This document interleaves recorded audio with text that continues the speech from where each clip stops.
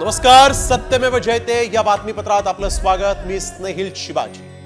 जसं दिसतं तसं नसतं, म्हणूनच आम्ही आपल्याला या विशेष बातमीपत्रात दाखवतो प्रत्येक बातमी मागची बातमी.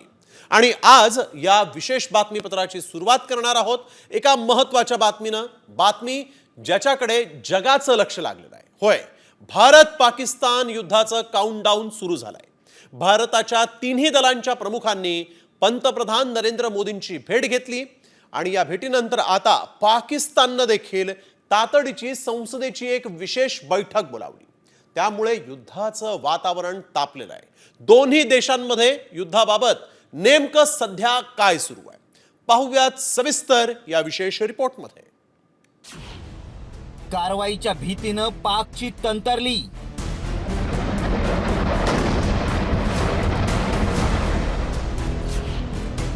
युद्धाची तयारी शेवटच्या टप्प्यात.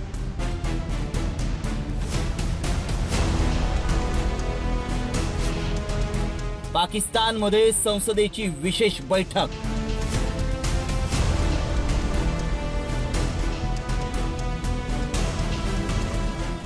पहलगाम हल्ल्यानंतर भारतानं पाकिस्तान विरोधात कठोर पावलं उचलण्यास सुरुवात केली आहे. त्यामुळे भारत पाकिस्तान युद्ध अटळ आहे. त्याच पार्श्वभूमीवर नौदल प्रमुख दिनेश त्रिपाठी यांनी पंतप्रधान नरेंद्र मोदींची भेट घेतली. भारतीय नौदल कराची बंदराजवळ युद्धाभ्यास करत असताना ही भेट झाली आहे. त्यात आता वायुदल प्रमुख अमरप्रीत सिंग यांनीही पंतप्रधानांची भेट घेतली आहे. तणावाच्या पार्श्वभूमीवर या भेटीला विशेष महत्त्व प्राप्त झालंय. त्यात भारत कोणत्याही क्षणी हल्ला करेल या भीतीनं पाकिस्तानची तंतरली आहे. त्यामुळेच पाकिस्ताननं तातडीनं संसदेची बैठक बोलावली आहे. पाकिस्तानी संसदेची इस्लामाबादमध्ये आपत्कालीन बैठक बोलवण्यात आली आहे. राष्ट्रीय सुरक्षेला धोका असल्यास आपत्कालीन बैठक बोलावली जाते. सर्व पक्षांचे नेते, सुरक्षा तज्ज्ञ आणि मंत्री या बैठकीला उपस्थित राहतील. बैठकीत भारतासोबतच्या तणावावर चर्चा होण्याची शक्यता आहे. पहलगाम हल्ल्यानंतर भारतानं पाकची पाणीकोंडी, आर्थिक कोंडी केली आहे. त्यातच भारतीय सैन्याला दारुगोळा पुरवणाऱ्या ऑर्डनन्स फॅक्टरीमधल्या कामगारांच्या सुट्ट्याही रद्द करण्यात आल्या आहेत. कामगारांना तत्काळ कामावर रुजू होण्याचे आदेश देण्यात आले. एकूणच इंडियन आर्मी, नेव्ही आणि एअरफोर्सची एकत्रित जबरदस्त कारवाई पाहून पाकिस्तान हा पूर्णतः घाबरलेला आहे आणि त्या अनुषंगानं तो तयारी करण्याचा प्रयत्न करतोय. पण भारताच्या सामरिक सामर्थ्यापुढे पाकिस्तान कुठेही टिकणार नाही किंवा काही अंशी त्याचे जे 2 डिव्हिजन त्याने LOCच्या अक्रॉस मूव्ह केलेले आहेत, या तयारीच्या अनुषंगानं पाकिस्तान हा त्याच्या जनतेला एक प्रकारचा जो आहे खोटा विश्वास दाखवण्याचा प्रयत्न करतोय. भारतानं आता युद्धाची पक्की तयारी केली आहे, ज्यामुळे पाक नेत्यांची झोप उडाली आहे. पाकची एकेका मार्गानं कोंडी करून भारत प्रहार करतोय. मात्र पाकच्या मुळावर शेवटचा घाव कधी, कुठे आणि कसा घातला जातो याकडे सगळ्यांचं लक्ष लागलंय. ब्युरो रिपोर्ट, साम टीव्ही न्यूज.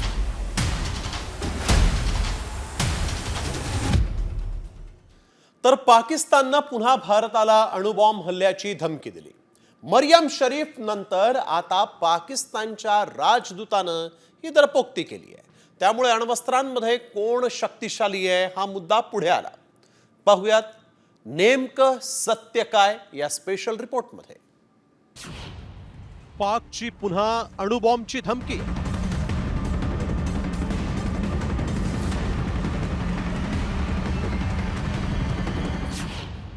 रशियातील पाकचा राजदूत बरळला.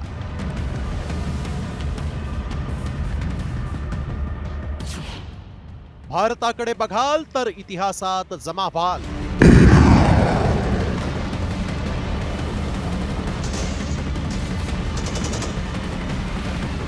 The full spectrum of power, both conventional and nuclear. And I'll stop there. पाहिलंत, नवाज शरीफांच्या लेकीनंतर आता पाकिस्तानचा रशियातील राजदूत मोहम्मद खालिद जमालीनं ही पोकळ धमकी दिली.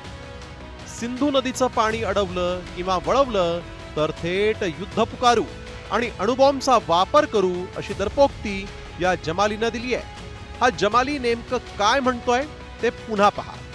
That 240 million people of Pakistan are mostly involved in agriculture, and this is the lifeline of Pakistan.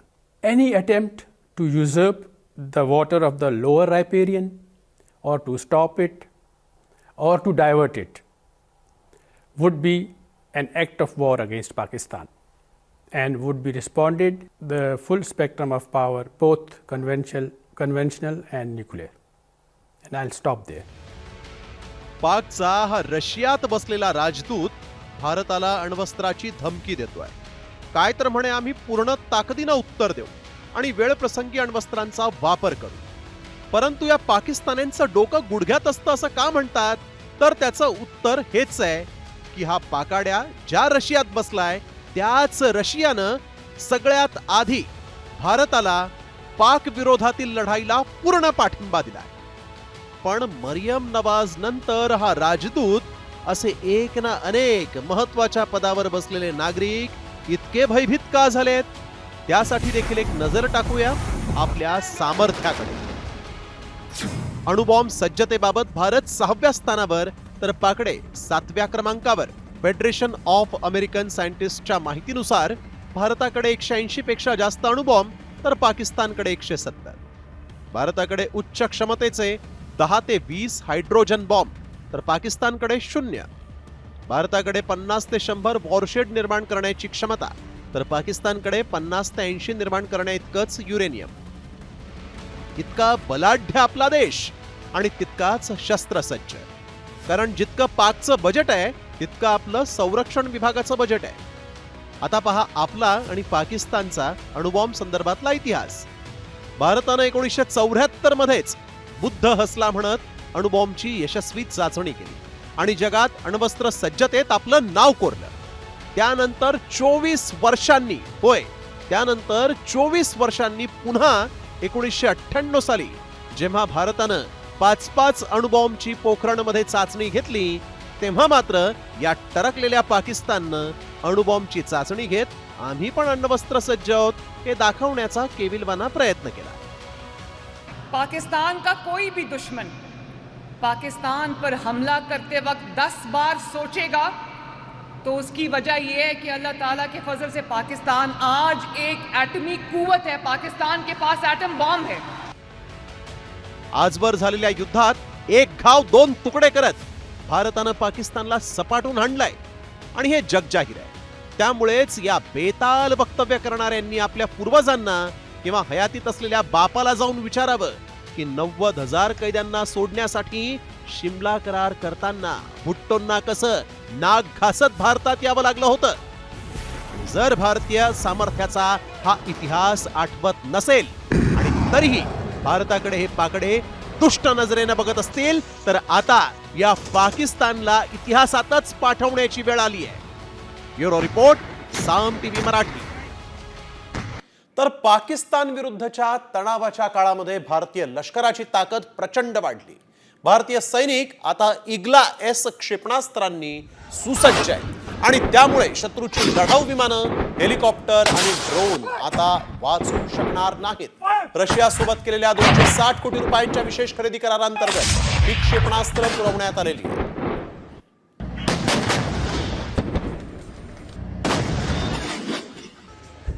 लष्कर आणि हवाई दलाकडे जुनी इग्ला 1M प्रणाली आहे. त्यावर चालणारी इग्ला एस ही सुधारित आवृत्ती आहे.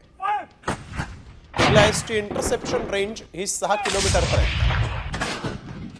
शत्रूची विमानं, मिसाईल्स आणि ड्रोनची आता काही खैर नाहीये. सीमेवर पाकिस्तानकडून कुरापती सुरूच आहेत. पाकिस्तानकडून सलग 10व्या दिवशी शस्त्रसंधीचं उल्लंघन करण्यात आलं. कुपवाडा, बारामुल्ला, पूंछ, राजौरी, मेंढर, नौशेरा, सुंदरबनी, अखनूर भागात पाकिस्तानी सैनिकांनी गोळीबार केला. भारतीय जवानांनी चोख प्रत्युत्तर दिलेलं आहे.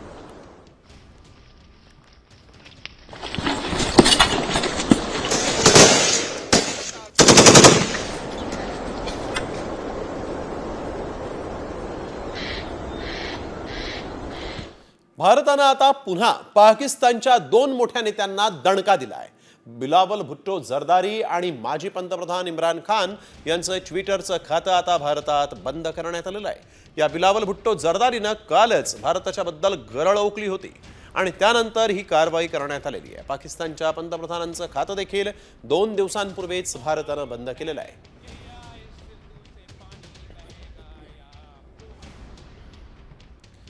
तर यूट्यूब चॅनल बंद करणं म्हणजे बदला असतो का, असा सवाल खासदार संजय राऊत यांनी मोदी सरकारला केला. त्याच वेळेस भाजप सरकारनं इंदिरा गांधींचा इतिहास बघावा असाही सल्ला त्यांनी यावेळेस दिलेला आहे. तर संजय राऊत हे काँग्रेसमय झाले असं प्रत्युत्तर महसूल मंत्री चंद्रशेखर बावनकुळे यांनी दिलं आहे. 21 यूट्यूब चॅनल बंद केले पाकिस्तानचे. पाकिस्तानच्या हायकमिशन मधला स्टाफ कर्मचारी वर्ग कमी केला. याला का बदला घेणं म्हणतात. इंदिरा गांधींचा इतिहास पहा. त्यांना नेहरू इंदिरा गांधींचा त्रास होतो. काय बदला म्हणजे काय बदला घेतला हे कोणाला मूर्ख बनवतायत. हे फक्त भाजपच्या विरोधकांना चुनचुनकर मारण्याचा प्रयत्न करतात. तेही आता शक्य नाही. ते काँग्रेसमध्ये झाले आहे ना. संजय राऊत आणि संजय राऊत हे काँग्रेसमध्ये झालेले आहेत. त्यांनी आता संविधान स्वीकारलं आहे काँग्रेसचं. त्यामुळे काँग्रेसची भाषा बोलतात. ख्वाजा आसिफ नंतर आता बिलावल भुट्टोनं सुद्धा स्वतःच्याच देशाचा म्हणजे पाकिस्तानचा बुरखा फाडला. बिलावल भुट्टोनं नेमकं काय म्हटलंय पाहूयात या special रिपोर्टमध्ये. It's a secret that Pakistan has a past as far as extremist groups are concerned. Pakistan went through the aggressive phase of terrorism that we did go through. We saw terrorist attack every other day. ऐकलत? हा आहे Pakistan people's पार्टीचा प्रमुख बिलावल भुट्टो. पहा किती निर्लज्जपणे पाकिस्ताननं 30 वर्षांपासून दहशतवादाला खत पाणी घातल्याचं आणि दहशतवाद्यांना फंडिंग केल्याचं कबूल करतोय. ब्रिटनमधील वृत्तवाहिनीला दिलेल्या मुलाखतीत बिलावल भुट्टोनं पाकिस्तानचा काळा दहशतवादी चेहरा उघड केलाय. It's a secret that Pakistan has a past as far as extremist groups are concerned. Pakistan went through the aggressive phase of terrorism that we did go through. We saw terrorist attack every other day. That Pakistan internally, particularly after the assassination of my mother, Shaheed Mohtarma Benazir Bhutto, you've seen Pakistan take serious action, successful action against these groups. I believe today this is not the case. The Pakistani government, the Pakistani agencies are not in league with. They're in fact combating such terrorist elements. Bilawal भुट्टोची आई म्हणजेच पाकिस्तानच्या माजी पंतप्रधान बेनजीर भुट्टोच्या शरीराच्या दहशतवाद्यांनी चिंधड्या केल्या. त्यानंतरही पाकच्या दहशतवादी नापाक इराद्यांना भुट्टो पाठबळ देत भारताला पोकळ धमक्या देताना दिसतोय. मात्र फक्त भुट्टोच नाही तर त्याआधी पाकिस्तानचा संरक्षण मंत्री ख्वाजा आसिफनं अमेरिका आणि पाश्चिमात्य देशांसाठी 30 वर्षांपासून दहशतवादाची फॅक्टरी चालवत असल्याचं कबूल केलंय. You do admit, sir, that Pakistan has had a long history of backing and supporting and training and funding these terrorist organizations. Well, we have been doing this dirty work for the United States for about 3 decades, and West, including Britain.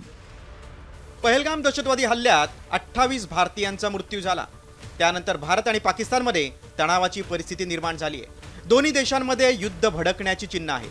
त्या पार्श्वभूमीवर पाकिस्तानी नेते खुलेआम दहशतवाद्यांना पोचण्याचं कबूल करतायत.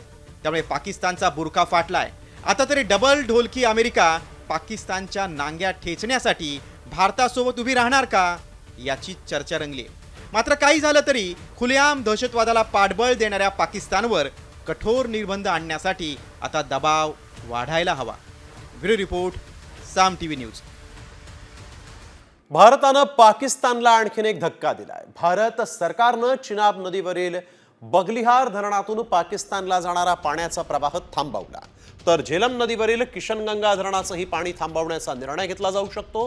पहलगाम दहशतवादी हल्ल्यानंतर भारतानं पाकिस्तानच्या विरोधात अनेक महत्त्वाची पावलं उचलली आहेत आणि यामुळे पाकिस्तानला धडा शिकवण्यासाठी भारतानं आता पाणी रोखण्याचा निर्णय घेतलेला आहे.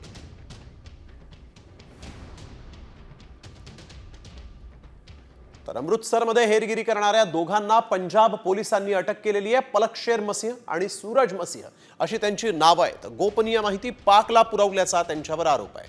दोघांचाही पाकिस्तानी गुप्तचर संस्था ISI सोबत संबंध असल्याचं उघड झालेलं आहे आणि या दोघांनी पाकिस्तानला भारताच्या लष्करी छावण्या, हवाई तळांचे फोटो पाठवल्याचंही समोर आलेलं आहे.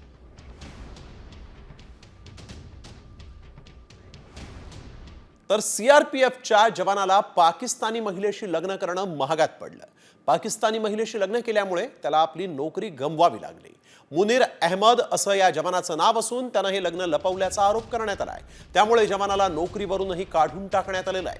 मुनीरनं केलेली कृती राष्ट्रीय सुरक्षेसाठी हानिकारक असल्याचा ठपका त्याच्यावर ठेवत कारवाई झालेली आहे. मात्र लग्न करण्यापूर्वी सगळी माहिती सादर केल्याचा दावा मुनीरनं केलेला होता.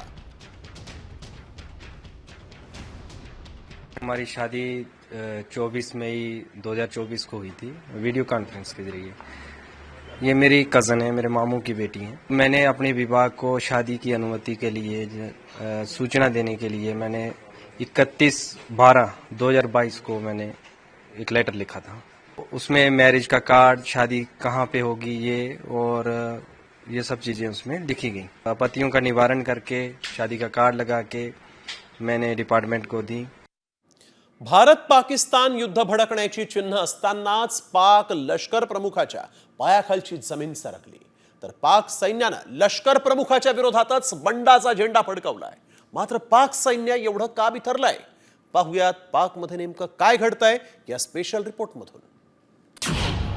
युद्धाच्या भीतीनं पाकिस्तानची घाबरगुंडी.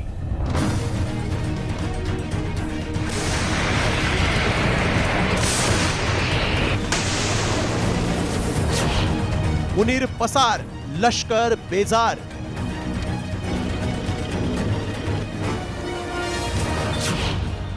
मुनीर विरोधात पाक सैन्याचा बंडाचा झेंडा. पहलगाम हल्ल्यानंतर पाकिस्तानची नाकेबंदी करण्यासाठी भारत सरकार ऍक्शन मोडवर आलंय. त्यामुळे पाकिस्तानच्या पायाखालची जमीनच सरकली. पाकिस्तानी लष्कर प्रमुख असीम मुनीरचं कुटुंब देश सोडून पळालाय. तर घाबरलेला मुनीर युद्धाच्या भीतीनं उंदरासारखा एका बंकरमध्ये लपून बसलाय. त्यामुळे पाकिस्तानी सैन्यानं मुनीर विरोधात बंडाचा झेंडा फडकवलाय. तब्बल 5000 जवानांनी राजीनामा दिल्याचं म्हटलं जात आहे. बाराबी कोरक्वेटा 520 सैनिकांचा राजीनामा. फोर्स कमांड नॉर्दर्न एरिया 380 सैनिकांचा राजीनामा. कोरमंगला 550 सैनिकांचा राजीनामा. 72 तासात 1450 सैनिकांकडून वर्दीचा त्याग. 1450 पैकी 600 जण अधिकारी दर्जाचे. अजून तर युद्धाचं नावही भारतानं घेतलेलं नाही. हवाई दल फक्त सरावच करताय, तर नौदल सुद्धा आपला नेहमीचा युद्धाभ्यास करताय. मात्र त्याआधीच पाकिस्तानी सैन्याची घाबरगुंडी उडाली आहे. मात्र घाबरलेलं सैन्य राजीनाम्यासाठी कोणती कारणं देत आहे तेही पाहूया. कमांडरचे वारंवार बदलणारे आदेश, मानसिक थकवा, कुटुंबाचा वाढता दबाव. तर पहलगाम हल्ल्यासाठी पाकिस्तानी अधिकाऱ्यांनी असीम मुनीरला जबाबदार धरायला सुरुवात केली. मात्र पाकिस्तानी सैन्यात हा भयकंप का माजलाय? युद्धासाठी पाक सैन्याची तयारी नसतानाही असीम मुनीर बरळला खरा, पण त्यानंतर भारताची युद्ध सज्जता पाहून पाकिस्तानी सैन्याची मुंडेरी उडाली आहे. कारण त्यांना माहिती आहे की समोर सशस्त्र भारत आहे, ज्यानं सलग 4 युद्धांमध्ये पाकिस्तानचे मनसुबे अगदी धुळीला मिळवले. त्यामुळे युद्ध सरावाचा ट्रेलर पाहून पाकिस्तानी लष्कर युद्धाआधीच नांग्या टाकणार एवढं मात्र निश्चित. ब्युरो रिपोर्ट, साम टीव्ही न्यूज. पाकिस्तानला आणखीन एक मोठा धक्का बसलाय, कारण युरोपियन एअरलाइन्सनंही पाकिस्तानी हवाई मार्गाचा वापर टाळलाय. भारतात येताना किंवा भारतातून युरोपला परत जाताना या एअरलाइन्स पाकिस्तानी हवाई क्षेत्रातून उड्डाण करणार नाही. लुफ्तांसा, ब्रिटिश एअरवेज, स्विस तसंच ITA या एअरवेजनं हा मोठा निर्णय घेतलेला आहे. फ्लाईट ट्रेडार 24च्या माहितीनुसार 30 एप्रिलपासून हा बदल दिसून येतोय. 2 मे पासून लुफ्तांसा, ITA एअरवेज आणि LOT पॉलिश एअरलाइन्सनं पूर्णपणे पाकिस्तानच्या हवाई क्षेत्रातून उड्डाण करणं थांबवलंय. तर कोणत्या फ्लाईट्सवर याचा परिणाम होणार आहे ते आपण पाहूयात. Munich Delhi, Frankfurt Mumbai, Frankfurt Hyderabad, Bangkok, Munich, Rome, Delhi या फ्लाईट्सवर त्याचा परिणाम होणार आहे.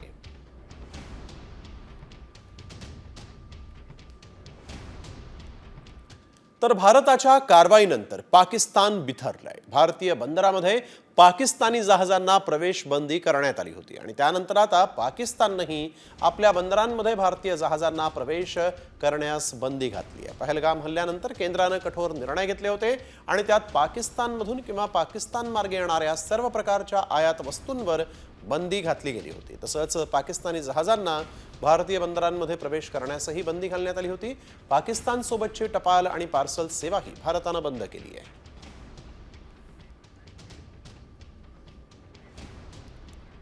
तर या पाकाड्यांची वळवळ काही केल्या थांबता थांबत नाहीये. त्यामुळेच पहलगाम हल्ल्यानंतर भारतानं आता पाकाड्यांचा धुव्वा उडवण्याची योजना आखली आहे. मात्र भारत पाकिस्तानचा अवघ्या काही सेकंदात खेळ खल्लास करू शकते.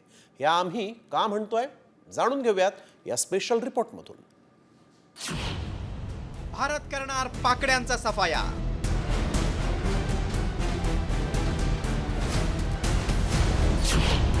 चौथी बार जीतेगा हिंदुस्तान.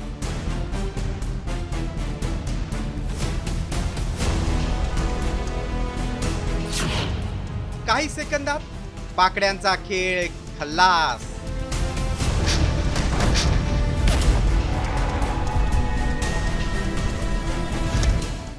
सातत्यानं दहशतवाद्यांच्या आडून पाकडेच भारतातील निष्पापांचे बळी घेत असल्याचं समोर आलंय. त्यामुळेच भारतीयांच्या संतापाचा कडेलोट झालाय. आता ते घरात घुसून पाकिस्तानचा बंदोबस्त करण्याची वेळ आली. होय, अगदी काही सेकंदात भारत पाकिस्तानची अनेक शहरं जगाच्या नकाशावरून नामशेष करू शकतो. याचं कारण आहे भारताकडे असलेली अत्याधुनिक शस्त्रसज्जता. भारताकडे कोणती विध्वंसक मिसाइल आहेत पाहूयात. ब्रह्मोस, रडारला चकमा देणारं सुपरसोनिक क्रूज मिसाईल. अमृतसर ते लाहोर अंतर 55 किलोमीटर. 72 सेकंदात लाहोरला बेचिराग करण्याची क्षमता. अमृतसर ते इस्लामाबाद अंतर 287 किलोमीटर. 5 मिनिटात इस्लामाबाद नष्ट करण्याची क्षमता. भूज ते कराची अंतर 325 किलोमीटर. 6 मिनिटात कराची बेचिराग करण्याची क्षमता.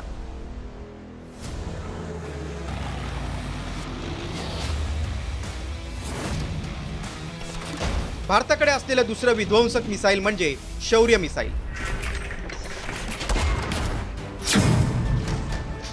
अण्वस्त्र सज्ज क्वासी बॅलिस्टिक मिसाईल. 9266 प्रति किलोमीटर प्रति तास वेगानं निशाणा साधण्याची क्षमता. अवघ्या 20 ते 30 सेकंदात लाहोर बेचिराग होण्याची शक्यता. 3 ते 4 मिनिटात इस्लामाबाद नष्ट करण्याची क्षमता. 4 ते 5 मिनिटांच्या अंतरावर कराची आहे.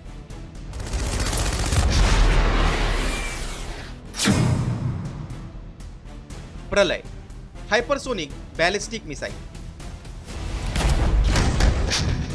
प्रलय मिसाईल हे लाहोरला अवघ्या 30 ते 40 सेकंदात बेचिराग करू शकतं. प्रलयनं इस्लामाबाद नष्ट करण्यासाठी 2 ते 3 मिनिटांची गरज आहे.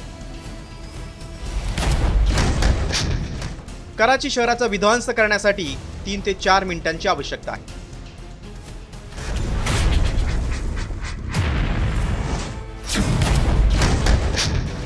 अग्नि 5 इंटरकॉन्टिनेंटल बॅलिस्टिक मिसाईल. अण्वस्त्र आणि पारंपरिक शस्त्र डागणारं महत्वाचं मिसाईल. 30,000 किलोमीटर प्रति तास वेगानं लक्ष्यभेद करण्याची क्षमता. पाकिस्तानची महत्वाची शहरं 3 ते 4 मिनिटात बेचिराग करण्याची क्षमता.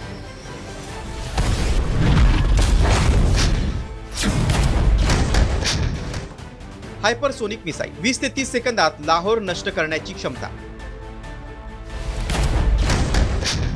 अवघ्या 4 मिनिटात पाकिस्तान बेचिराग होऊ शकतो.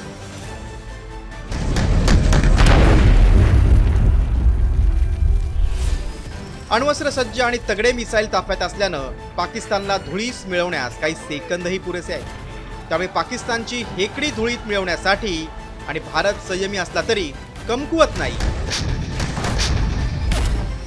हे दाखवून देण्याची वेळ आली. त्यामुळेच आता युद्ध आणि पाकिस्तानचा सर्वनाश अटळ आहे हे मात्र निश्चित. ब्युरो रिपोर्ट, साम टीव्ही.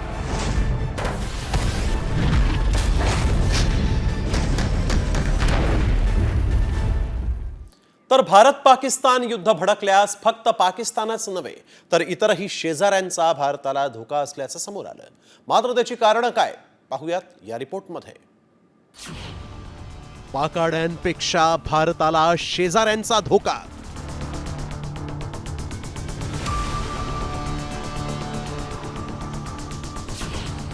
भारताच्या विरोधात पाकाड्यांचा चीन प्लस रूस प्लॅन.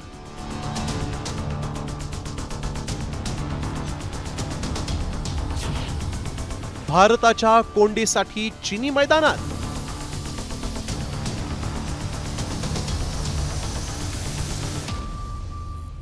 पहलगाम हल्ला भारतीयांना चांगलाच जिव्हारी लागला. त्यामुळेच तातडीनं युद्ध करून या पाकड्यांना धडा शिकवण्याची, पाकिस्तानला जगाच्या नकाशावरून नष्ट करण्याची मागणी आता देशवासियांकडून करण्यात येते. मात्र आता पाकड्यांपेक्षा भारताला शेजाऱ्यांचाच जास्त धोका असल्याचं समोर आलंय. ते नेमकं कसं पाहूया.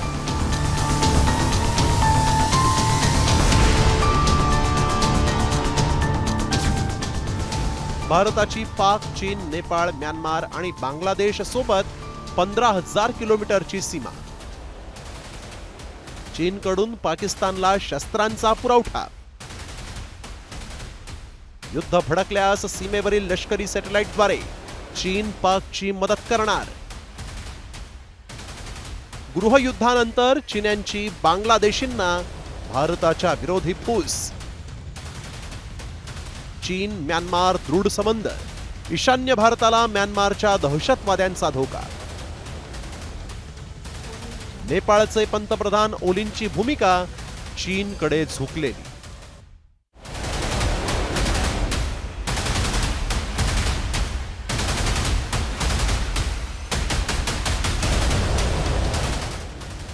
एवढंच नाही तर भारतानं शेजाऱ्यांपासून का सावध राहायला हवं त्याविषयीही आम्ही तज्ज्ञांकडून जाणून घेतलंय. भारताचे शेजारी देश आहेत त्यांना ज्या पद्धतीने आर्थिक आणि संरक्षण किंवा लष्करी मदत ही चीनकडनं दिली जात आहे ते भारतासाठी अत्यंत धोक्याचं आहे. त्यामुळे भारताला केवळ पाकिस्तान नाही तर नेपाळ असेल, भूतान असेल, बांगलादेश आहे, श्रीलंका आहे, या सगळ्याच ठिकाणी चीन आता आपले पाय पसरायला सुरुवात केलेला असल्यामुळे या सर्वच फ्रंटवरती भविष्यामध्ये आपल्याला सावध राहणं अत्यंत गरजेचं राहणार आहे. पहलगाम हल्ल्यानंतर भारतानं सिंधू पाणी वाटप कराराला स्थगिती देत पाकड्यांच्या नांग्या ठेचायला सुरुवात केली आहे. त्यामुळेच भयभीत झालेले पाकडे मदतीसाठी जगभर भिकेचा कटोरा घेऊन फिरतायत. एवढंच नाही तर चीन आणि रशियासह पाकड्यांनी नवा गेम प्लॅन बनवलाय.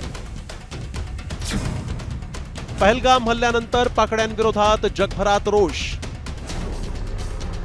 हल्ल्याच्या तपासासाठी आंतरराष्ट्रीय चौकशी समिती स्थापन करावी. चौकशी समितीत चीन आणि रशियाच्या समावेशाची मागणी. चीन आणि रूसच्या मदतीनं भारतावर दबाव वाढवण्याचा डाव.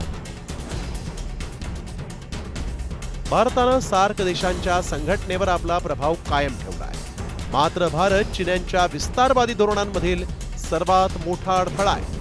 त्यात भारत पाक युद्ध भडकल्यास चीन लष्करी सॅटेलाइटद्वारे इतर सीमेवरील लष्करी हालचालींची माहिती पाकड्यांना देण्याची शक्यता आहे. एवढंच नाही तर पाकिस्तान, बांगलादेश, म्यानमार, नेपाळला फूस लावून चिनी ड्रॅगन पाहुण्यांच्या काठीनं साप मारण्याच्या विचारात आहेत. त्यामुळेच भारतानं शेजाऱ्यांपासूनच सावध राहण्याची गरज आहे. ब्युरो रिपोर्ट, साम टीव्ही न्यूज.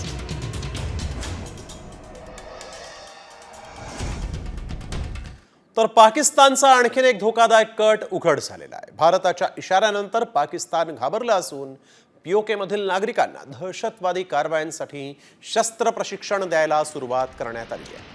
सुदनोटीतील मोकळ्या मैदानावर काही नागरिकांना ट्रेनिंग देत असल्याचंही समोर आलेलं आहे. हातात बंदुका दिसत असून भारतात दहशतवादी कारवायांसाठी तयार केले जात असल्याचं इथं बोललं जात आहे.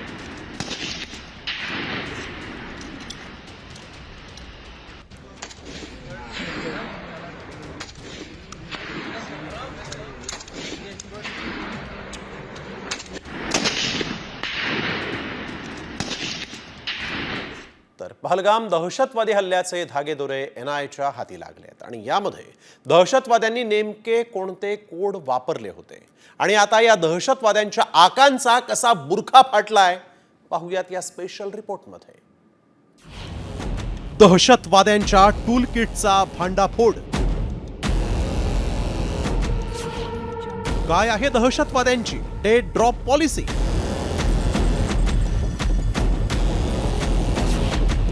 दहशतवाद्यांचा कोड भारताच्या हाती. पहलगाम हल्ल्यानंतर भारतीय सुरक्षा एजन्सीजनी शोध मोहीम राबवली. त्यात दहशतवाद्यांचा कच्चा चिठ्ठा समोर आला. दहशतवाद्यांनी हल्ल्यापूर्वी केलेलं टूलकिटचे धागेदोरे भारताच्या हाती लागले आणि यामध्ये आपल्या आकांक्षी बोलण्यासाठी डेड ड्रॉप पॉलिसीच्या माध्यमातून दहशतवादी कोडवर्डचा वापर करायचे त्याची माहिती NIAच्या हाती लागली. मात्र हे कोडवर्ड काय होते पाहूया. बिझी. काही कारणामुळे हत्यार आणि इतर वस्तू पोहोचवणं शक्य नसल्यास वापरला जाणारा कीवर्ड. खतरा. शस्त्र पोहोचवण्यास अडचण किंवा निश्चित ठिकाणी जाणं टाळण्यासाठीचा कोड. ड्रॉप. प्लॅननुसार साहित्य योग्य ठिकाणी पोहोचल्यास ड्रॉप कोडचा वापर. पिकअप. प्लॅननुसार साहित्य सुरक्षितपणे उचलल्यास वापरला जाणारा कोड. पाकिस्तानची दहशतवादी संघटना लष्कर-ए-तैयबाची एक विंग तहरीक-ए-पशबाननं पहलगाम हल्ल्यासाठी टूलकिट तयार केलं आणि त्याला डेड ड्रॉप पॉलिसी असं नाव देण्यात आलं होतं. एवढंच नाही तर सिक्रेट मिशन असल्याचं सांगत अनोळखी लोकांना कोडवर्डनं जोडून देत मिशनवर पाठवण्यात आलं. याच पॉलिसीनुसार दहशतवाद्यांनी पहलगाममध्ये नंगानाच करत 26 भारतीयांची हत्या केली. मात्र या मिशनपूर्वी दहशतवाद्यांनी सहकाऱ्यांना कोणती खबरदारी घेण्यास सांगितलं होतं पाहूया. हिंदू रीतिरिवाजांनुसार कपडे परिधान करण्याचे आदेश. प्रवासादरम्यान इस्लामी वेशभूषा टाळण्याचे निर्देश. साहित्यात धार्मिक वस्तू ठेवणं टाळा. अत्तरऐवजी परफ्यूमचा वापर करा. वायरलेसवर बोलताना टीव्हीचा आवाज मोठा करा. सुरक्षा यंत्रणा, मीडिया आणि स्थानिकांना लपण्यासाठी दहशतवादी अशा कोडवर्डचा वापर करून नंगानाच करतात. आता NIA सह इतर गुप्तचर संस्था दहशतवाद्यांचे कोडवर्ड शोधून त्यांच्या आकांनाही यमसदनी पाठवणार हे निश्चित आहे. ब्युरो रिपोर्ट, साम TV न्यूज. तर एक महत्वाची बातमी. पहलगाम मधल्या या हल्ल्यानंतर आता महाराष्ट्राला इशारा देण्यात आलेला आहे. शिर्डीतल्या साईबाबांच्या मंदिराला बॉम्ब न उडवून देण्याची धमकी देण्यात आली आणि त्यामुळे साई मंदिरात प्रचंड खबरदारी घेतली जाते. भाविकांना दर्शन रांगेत सोडण्यापूर्वी प्रत्येकाची प्रवेशद्वारावरच कसून तपासणी केली जाते. कुठलीही संशयास्पद वस्तू मंदिर परिसरात जाणार नाही हेही पाहिलं जात आहे. साईंचं शिर्डी देवस्थान हे राज्यातलंच नव्हे तर देशातलंही सर्वात महत्त्वाचं आणि मोठं देवस्थान आहे. त्यामुळे मंदिर उडवण्याच्या धमकीमुळे एकच खळबळ माजली आहे. तर आपण बघतोय साई मंदिर उडवण्याची धमकी देण्यात आलेली आहे. त्यामुळे महाराष्ट्राला आता अलर्ट मिळालेला आहे. शिर्डीतील साईबाबांच्या या मंदिरामध्ये देश विदेशातून हजारो भाविक हे रोजच्या रोज येत असतात. साईबाबांच्या दर्शनासाठी इथं येतात आणि आता हेच साई मंदिर उडवण्याची धमकी एका अज्ञातानं दिलेली आहे. तर पहलगाम हल्ल्यानंतर काश्मीरचं पर्यटन धोक्यात आलं. गेल्या 5 वर्षामध्ये हजारो कोटींनी वाढलेला पर्यटनाचा हा महसूल एका हल्ल्यानंतर झटक्यात कसा कमी झाला? पुन्हा काश्मीर स्वर्गासारखाच राहणार की इथं नरक यातना भोगणार? पाहूयात त्यावरच आधारित हा एक विशेष रिपोर्ट. काश्मीरमधील पर्यटनाचं काय होणार?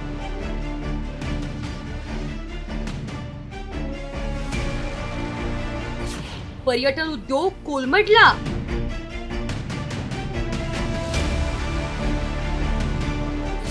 $12,000 कोटींचा व्यवसाय अडचणीत.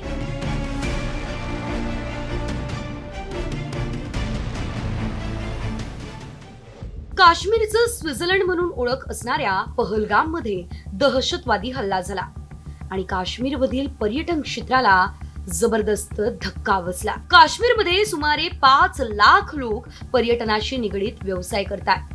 मात्र या हल्ल्यानंतर काश्मीरच्या नागरिकांच्या जीवनावर निराशेची काळी छाया पसरली. मोठ्या प्रमाणात पर्यटक हॉटेल आणि विमान प्रवासाचं बुकिंग रद्द करताय आणि याचा थेट फटका स्थानिक लोकांना आणि काश्मीरच्या संपूर्ण अर्थव्यवस्थेला बसतोय. साहजिक आहे की ही जी घटना घडली पहलगामला बाईसरणला, तर त्या दृष्टीने पर्यटक थोडे घाबरून आहेत आणि एस्पेशली काश्मीरला पुढे गेल्यावर जाण्याची भीती थोडी कमी आहे. पण तिकडे गेल्यावर काही घटना घडली किंवा कुठे वॉर वगैरे सुरू झाली तर त्या दृष्टीने थोडे घाबरून आहेत. 1 वर्षांपूर्वी जी अर्थव्यवस्था केंद्र सरकारच्या मदतीवर तग धरून होती, तीच अर्थव्यवस्था पर्यटन उद्योगामुळे सुधारू लागलेली. पर्यटनामुळे काश्मीरचं रुपडं पालटलं होतं. ते कसं पाहूया. 2024-25 मध्ये काश्मीरचा विकास दर 7% अधिक राहिला. काश्मीरचे SGDP 2.65 लाख कोटींवर होते. दरडोई उत्पन्न 11% वाढून 1.5 लाखांवर गेला. पर्यटनामुळे बेरोजगारीचा दरही घटला. 2020 मध्ये पर्यटकांची संख्या 34 लाखांवर गेलेली. 2023 मध्ये जम्मू काश्मीरमध्ये 2.11 कोटी पर्यटक होते, तर 2024 मध्ये 2.36 कोटींवर विक्रमी पर्यटक संख्या झाली. काश्मीरमधील पर्यटन उद्योगाची उलाढाल 12,000 कोटींवर गेली. वैष्णोदेवी आणि अमरनाथ यात्रा शिवाय इतर ठिकाणांच्या पर्यटनासाठी देश आणि विदेशातील पर्यटकांची वर्षभर काश्मीरात रेलचेल असते. मात्र पहलगाम हल्ल्यानं हे चित्र बदललंय. काश्मीरमध्ये पुन्हा पर्यटकांची गर्दी वाढल्यास भारत 2030 पर्यंत $56 अब्ज विदेशी चलन पर्यटनातून मिळवू शकतो. मात्र सध्या तरी हे स्वप्न वास्तवात उतरणं कठीण झालंय, कारण भारत आणि पाक दरम्यान सध्या युद्धाचे ढग गडद होताना दिसत आहे. त्यामुळे भारताच्या नंदनवनात पर्यटकांची पावलं कधी वळणार याबाबत अनिश्चितता आहे. ब्युरो रिपोर्ट, साम टीव्ही न्यूज. भारत पाकिस्तान तणाव वाढत असताना दुसरीकडे बलूच लिबरेशन आर्मीनं पाकिस्तानची चिंता वाढवलेली आहे. बलुचिस्तानच्या गलात जिल्ह्याच्या मंगोचर शहर जे ते बलूच आर्मीनं ताब्यात घेतलेलं आहे. तसंच BLAनं सशस्त्र पथकानं या ठिकाणी सरकारी इमारतींवरही नियंत्रण मिळवलं आहे. त्यात पाक सैनिकांना आणि अधिकाऱ्यांना बंधक बनवण्यात आलं असून बलूच लिबरेशन आर्मीनं पुन्हा एकदा पाकिस्तानी सैन्यावर हल्ला केला आहे. बलूच आर्मीच्या हल्ल्यामध्ये 22 सैनिक ठार झालेले आहेत.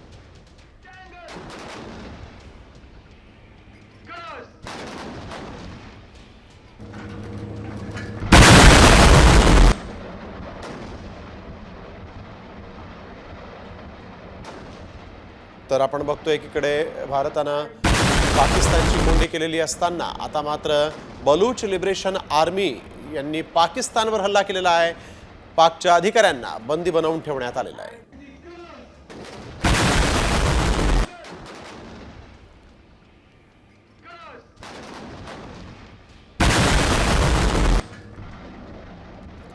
तर वळूया पुढील बातमीकडे. करुणा मुंडे आणि धनंजय मुंडे यांच्यातला वाद काही केल्या संपताना दिसत नाहीये आणि आता पुन्हा एकदा करुणा मुंडेंनी धनंजय मुंडेंवर गंभीर आरोप केलेले आहेत.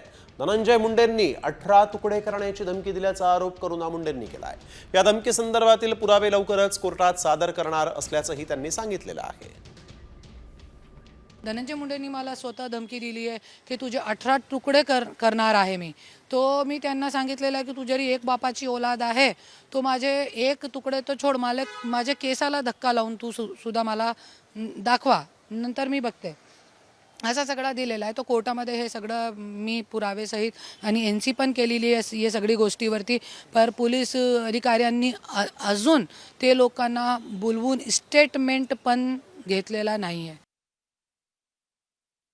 तर निधी वाटपावरून महायुतीत महाभारत सुरू झालेला आहे. सामाजिक न्याय खात्याचा निधी लाडकी बहीण योजनेसाठी वळवण्यावरून आता मंत्री संजय शिरसाट यांनी तीव्र नाराजी व्यक्त केली. दुसरीकडे महसूल मंत्री चंद्रशेखर बावनकुळेंनी सरकारच्या सामूहिक निर्णय जो आहे तो सर्व खात्यांना बंधनकारक असल्याचं म्हणत या निर्णयाचं समर्थन केलं.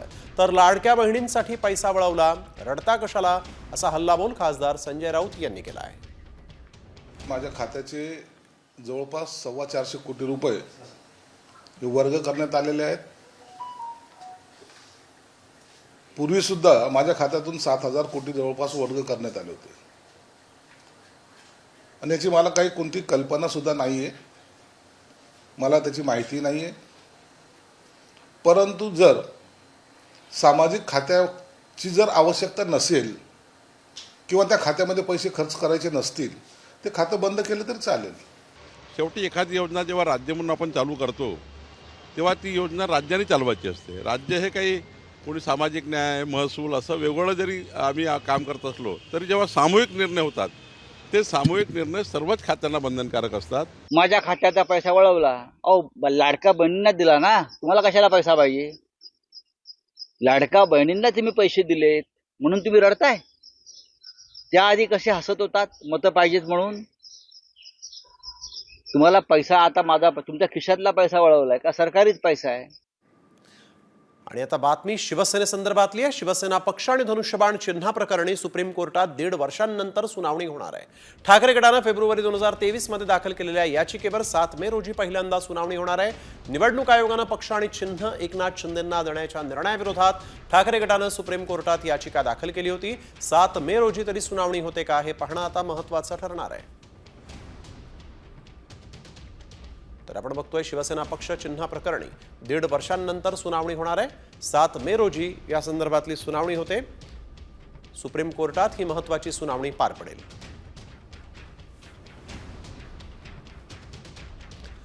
तर मंत्री गुलाबराव पाटलांचे कट्टर विरोधक असलेले गुलाबराव देवकरांनी आज अजित पवारांच्या राष्ट्रवादीमध्ये प्रवेश केला आणि त्यावरून गुलाबराव पाटलांनी अजित पवारांवर जोरदार टीका केलेली आहे. अजित पवारांना पश्चाताप झाल्याशिवाय राहणार नाही असा टोला त्यांनी लगावलेला आहे. तर लोकशाहीत प्रत्येक पक्ष आपली राजकीय ताकद वाढवतो. गुलाबराव पाटलांनी मनात राग ठेवू नये असं राष्ट्रवादीचे नेते आनंद परांजपे यांनी म्हटलंय.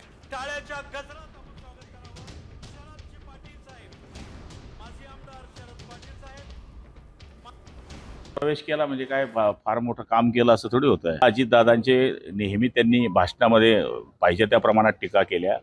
ज्या अजितदादांना त्यांनी काळे झेंडे दाखवले, जे आम्हाला गद्दार म्हणत होते, 50 कोके म्हणत होते, मग आता ते काय ओके झाले काय? आपल्या स्वतःचं भ्रष्टाचाराचं पांघरून झाकण्याकरता हे लोक त्या पक्षामध्ये गेलेले आहेत. आणि देवकर कितीही करत असले तर त्यांच्या 100 गोष्टी या बाहेर येतील.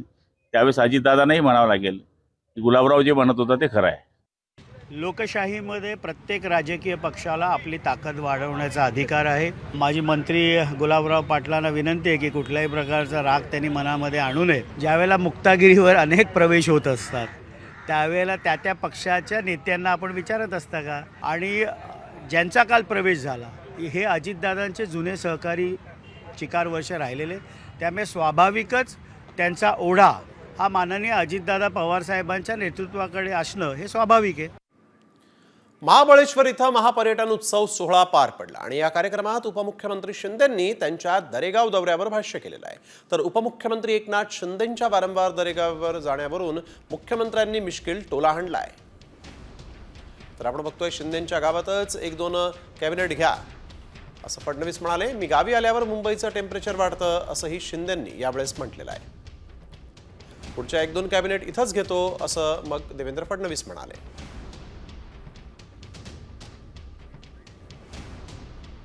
महापर्यटनाचा महाउत्सव याचा समारोप असला तरी खऱ्या अर्थाने मगाशी रामभाऊनी सांगितलं, महाबळेश्वर म्हटलं की टेम्परेचर खाली येतं, तिकडून ते आले तेव्हा टेम्परेचर वर होतं, महाबळेश्वर आलं की खाली जातं. आणि हेच तर खासियत आहे. आणि म्हणून मुख्यमंत्री महोदय, मी जेव्हा गावी येतो तेव्हा इकडचं टेम्परेचर खाली असतं आणि मुंबईचं टेम्परेचर वाढतं.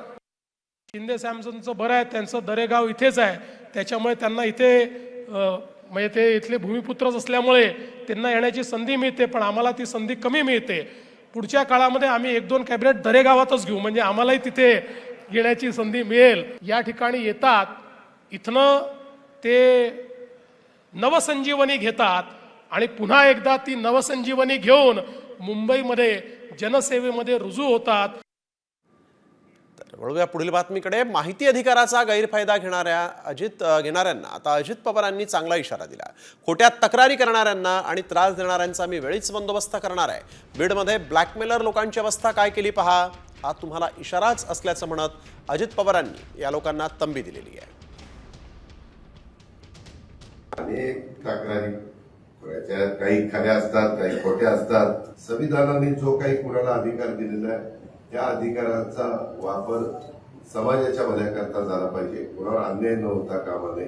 जे कोणी ब्लॅकमेलर असतील त्यांनी आतापासूनच आपला बेकायदा काम थांबवावं. मी त्यांना वॉर्निंग देऊ इच्छितो या निमित्तानं.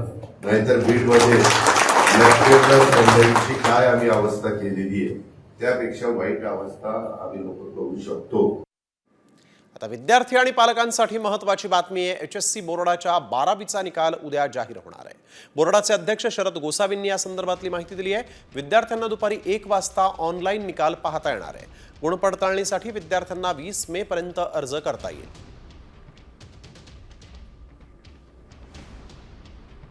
HSC बोर्डाचा 12वीचा निकाल 5 मे रोजी लागणार आहे. दुपारी 1 वाजता ऑनलाईन निकाल पाहता येणार आहे. अधिकृत वेबसाईटवर हा निकाल पाहता येणार आहे.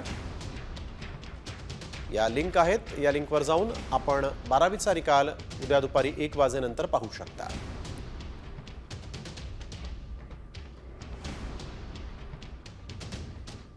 वाढत्या महागाईमध्ये सर्वसामान्यांच्या खिशाला आणखीन कात्री लागणार आहे. होय, कारण अमूल पाठोपाठ आता गोकुळचं दूधही महागलंय. गोकुळच्या दूध दरात प्रति लिटर 2 रुपयांची वाढ करण्यात आलेली आहे. त्यामुळे मुंबई पुण्यात फुल क्रीम दुधाची किंमत 74 रुपये प्रति लिटरवर पोहोचली आहे. दरम्यान गोकुळच्या तोंड दूध, शक्ती दूध, स्टँडर्ड दूध विक्री दरामध्ये कोणतीही वाढ करण्यात आलेली नाही. चितळे, वारणा, अमूल, मदर डेअरीच्या दूध दरात वाढ करण्यात आलेली आहे. रायगडच्या खेड तालुक्यातील दोंदेमध्ये भरधाव दुचाकीस्वारानं पायी जाणाऱ्याला जोरदार धडक दिली आणि या अपघातात मारुती गुंडाळ हे गंभीर जखमी झालेत. मेंदूला मार लागल्यामुळे त्यांची प्रकृती चिंताजनक असल्याचं समजतंय. पुण्यातील खासगी रुग्णालयामध्ये त्यांच्यावर उपचार सुरू आहेत. अपघाताचा हा सर्व थरार CCTV कॅमेऱ्यामध्ये कैद झालेला आहे.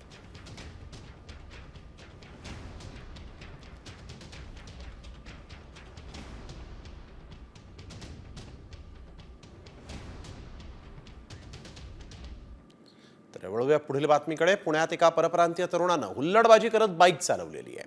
भर रस्त्यात धावत्या बाईकवर या तरुणानं स्टंटबाजी करून पुणेकरांचाही जीव धोक्यात आणला. ताथवडे परिसरातला हा व्हिडिओ आहे. हा तरुण मध्य प्रदेशातला असल्याचं समोर आलेलं आहे. त्याचा व्हिडिओ शूट करणाऱ्यानं त्याला पोलीस स्टेशनमध्ये जावं लागेल असं बजावलं तरी देखील तो रस्त्यात स्टंटबाजी करत होता. आता या तरुणावर वाकड पोलीस काय कारवाई करणार हे पाहणं महत्त्वाचं आहे.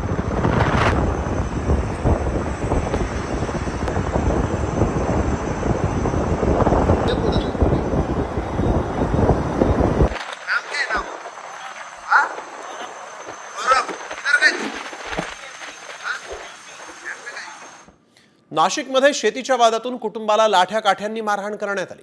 या मारहाणीची घटना CCTV कॅमेऱ्यामध्ये कैद झाली. नाशिकच्या मधुर भागात असलेल्या राहुरी ग्रामपंचायत इथली ही घटना आहे. या प्रकरणी नाशिकच्या देवळाली कॅम्प पोलीस ठाण्यामध्ये 10 जणांच्या विरोधात गुन्हा दाखल करण्यात आलेला आहे.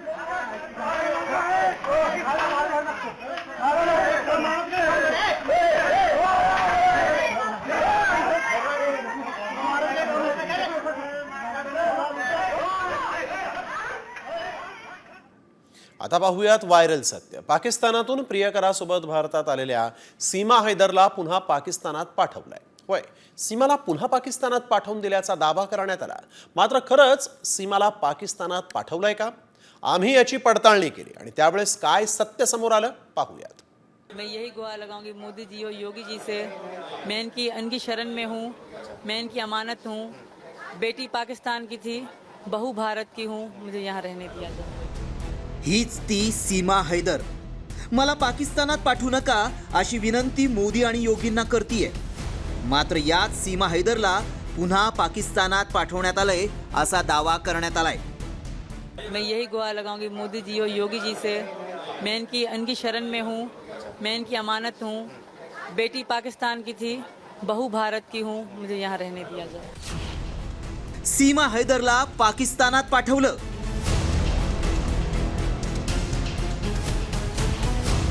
पतीला सोडून सीमा पुन्हा पाकिस्तानात.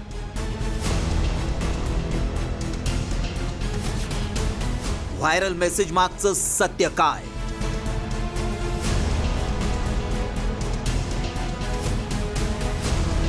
सीमा हैदर आपल्या पतीला सोडून भारतात आली खरी, मात्र आता तिला पुन्हा पाकिस्तानात पाठवण्यात आल्याचा दावा करण्यात आलाय. कारण सीमा ही पाकिस्तानातून आल्यामुळं केंद्र सरकारच्या आदेशानुसार तिला भारत देश सोडावा लागलाय असा दावा आता करण्यात येतोय. मात्र खरंच सीमा हैदरला पाकिस्तानात पाठवलंय का?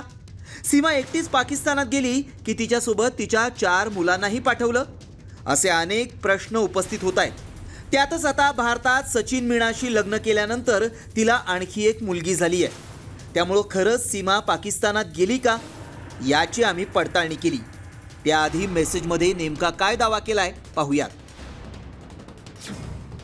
पाकिस्तानातून पतीला सोडून भारतात प्रियकरासोबत पळून आलेल्या सीमा हैदरला पुन्हा पाकिस्तानात पाठवण्यात आलंय. सीमा ही पाकिस्तानी असल्यानं केंद्राच्या आदेशानंतर तिला पाकिस्तानात पाठवण्यात आलं. हा मेसेज व्हायरल होतोय. तसंच केंद्राच्या आदेशानंतर सीमा हैदरचं काय होणार असे प्रश्नही सोशल मीडियावर विचारले जात आहेत. काहींनी तर सीमाला पाकिस्तानात पुन्हा पाठवा अशी मागणी केली आहे. तर काही जण म्हणतायत सीमा आता भारताची सून झाली आहे, त्यामुळे तिला इथंच राहू द्या.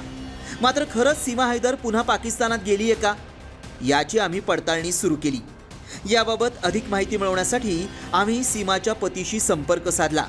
त्यावेळी आमच्या पडताळणीत काय सत्य समोर आलं पाहूया. 2023 साली सीमा प्रियकरासाठी भारतात पळून आली. नेपाळ मार्गे भारतात येताना सीमा बेकायदेशीर भारतात घुसली. व्हिसाशिवाय सीमाचा बेकायदेशीररित्या भारतात प्रवेश झाला. सीमाच्या नागरिकत्वाचा मुद्दा भारतात न्यायप्रविष्ट आहे. सरकारनं जारी केलेले आदेश सीमाला लागू होत नाहीत.